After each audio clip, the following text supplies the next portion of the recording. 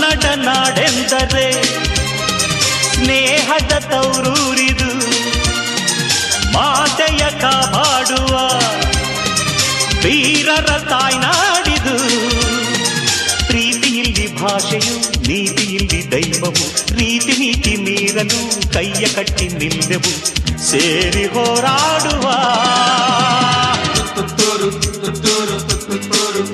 ಈ ಮಂಡ್ಯದ ಗಂಡು ಮುತ್ತಿನ ಚೆಂಡು